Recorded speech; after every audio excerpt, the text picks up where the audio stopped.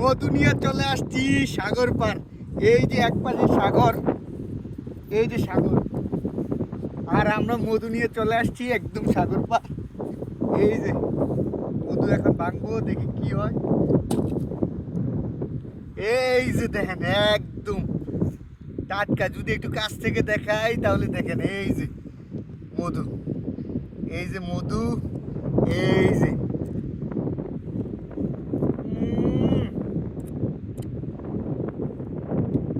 কি যে মজা।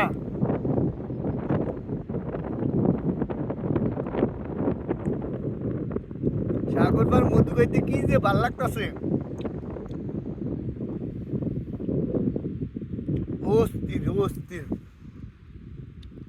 অস্থির অস্থির মধু। 50 টাকার মধু, শান্তি আর শান্তি।